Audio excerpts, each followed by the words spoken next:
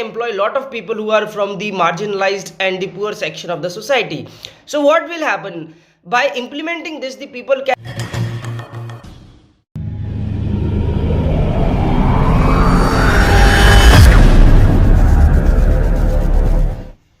Hello and very good evening everyone. The topic for today's lecturate is self-help group.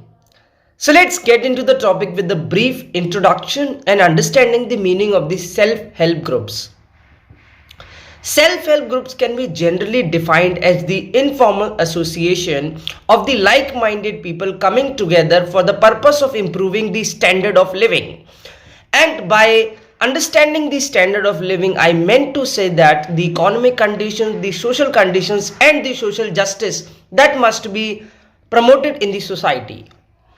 Now, coming forward, the history of the self-help groups, the history can be traced in the year 1970 with the formation of Seva group, that was Self-Employed Women Association. So a group of women came together to form the self-help groups for the purpose to promote the equality and social justice into the country.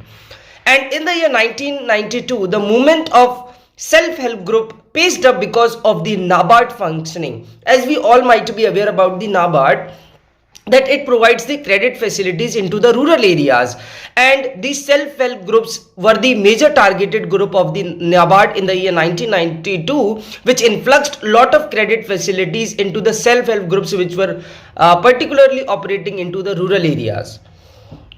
Now moving forward with the importance part and talking the nitty-gritties of the self-help group. The main importance is that it helps to improve the standard of living. Once the standard of living is improved, the person or the individual who are operating the self-help group generally have the aspirations to have a better economic, educational as well as different medical facilities can be also be accessed.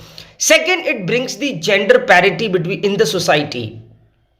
As India is still considered to be one of the patriarchal society where women have not been seen in the equal terms when I talk about the numbers in which the females are employed into the business.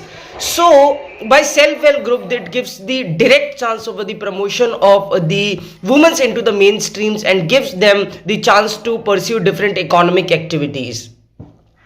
If I talk about the present context, there has been lot of self-help groups which are operating in India, and the main problem is there is a diversified nature of the self-help groups, and it necessarily doesn't mean the self-help group is started by a person who belongs from the poor or marginalized sector of the society.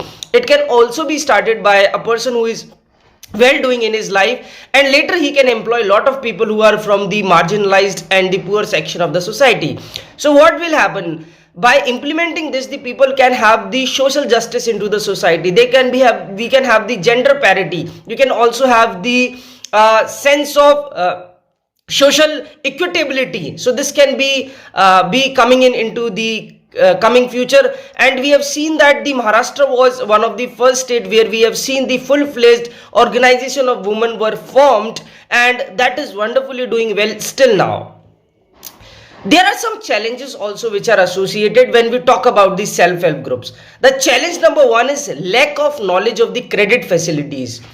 When I talk about the rural areas in India, the people are still not well educated, and when they are not educated, it means that they are deprived of the knowledge that they should have. So people are unable to take the facilities of the different banking sector which have been provided to them, like is NABARD, like is different SBI microcredit financing. So these are the popular schemes which are implemented, or people are unable to take the benefit out of that. The second reason which I feel is there is no legal contract of self-help group, because the people come voluntarily, and when they come voluntarily they can leave also voluntarily. So the self-help groups are not very permanent in nature, and once they are not permanent in nature, it means they don't have the perpetuating effect in the society. So it means that some of the self-help groups are just operating for the very less number of times. So but we can see economic change on a later duration only. We cannot